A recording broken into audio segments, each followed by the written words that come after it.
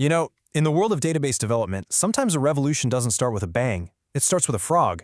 We're going to talk about a tale of two tools, two completely different philosophies, and a clash that really changed how developers work forever.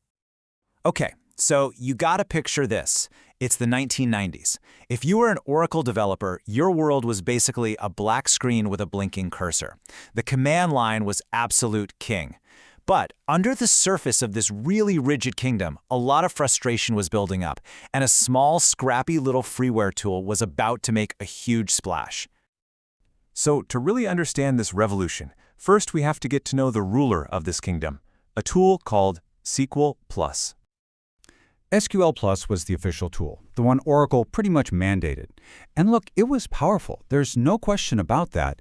But oh my gosh, was it rigid. It demanded absolute perfection. You make one tiny little typo, and boom, you're starting your whole query all over again. It was, the very definition of a clunky and unforgiving experience. And you could just feel the frustration in that, right? This was the thought echoing in cubicles and offices everywhere. Developers were spending way more time fighting with the interface than they were actually solving problems. They just knew there had to be a better, more intuitive way to get their work done. And that better way? Well, it showed up in the form of a pretty unlikely challenger, a friendly little tool that came from way outside the corporate walls. And here it is. Meet Toad. It actually stands for Tool for Oracle Application Developers.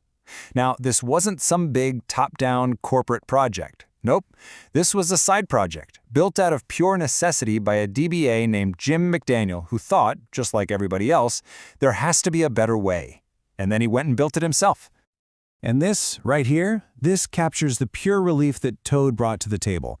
All of a sudden, with a graphical interface, developers could actually see their database schemas, instead of just typing blind commands. They could write and debug really complex code in a friendly editor and manage whole systems with just a few clicks. The jump in productivity wasn't just big, it was absolutely transformational. So because Toad started out as freeware, it just took off. It spread from one developer to another, from team to team, kind of like a secret handshake. It wasn't pushed from the top down, it was pulled from the bottom up. And developers loved it for one simple reason. It was built for them, and it just worked. So pretty soon, this wasn't just a simple competition between two pieces of software. It blew up into a clash of two fundamentally different ideas about how work should even be done in the first place. At its very heart, the choice really boiled down to this one simple question.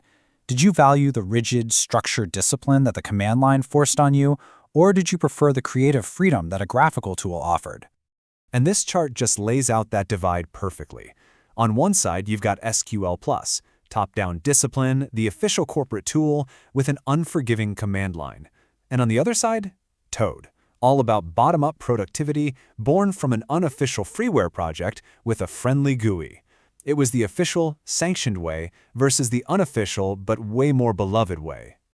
And you can just hear the debates happening in IT departments, can't you? Managers were probably pretty wary of this random, unofficial freeware tool, while their developers were showing them these massive productivity gains. It was a real dilemma. Do you stick with what you know is officially supported, or do you embrace the thing that you know just works better? Well, as Toad's popularity just exploded, it became pretty clear it couldn't stay a little side project forever. The underdog was about to go pro. And its timeline really traces its incredible journey. So in 1998, Quest Software sees what's happening and acquires it, turning that beloved freeware into a commercial product. And that gave it the money and resources to expand beyond Oracle, into SQL Server, DB2, you name it. Its value grew so much that it was a key part of Dell's big acquisition of Quest in 2012, before Quest eventually spun out on its own again, with Toad still leading the charge. And that journey is still going.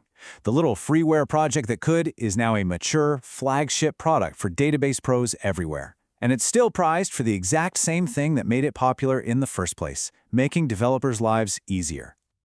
But the impact of this whole rivalry went way beyond just these two tools. It really signaled a permanent, fundamental shift in the entire landscape of developer software. And this is the real takeaway. Toad's success proved to the entire industry that powerful didn't have to mean painful. It showed there was a huge, untapped market for tools that actually cared about user experience. After Toad, developer expectations had changed for good. So in the end, both tools kind of found their own place. SQL Plus is still around, for sure. It's used for heavy-duty scripting, automation, and by the purists who just love the raw power of the command line. But for day-to-day development, debugging, and management, Toad and tools like it became the go-to companion for millions. You see, this story was never just about how to write SQL queries. It was a classic battle of ideas. You had the structured, top-down discipline of the old guard, fighting against the flexible, bottom-up freedom offered by a new generation of tools. And that really brings us to a final question that's just as relevant today as it was back then. When you look at the software and the tools that you use every single day, what do you value more? The structured discipline a tool enforces on you, or the creative freedom it gives you? What truly defines the best tools for you?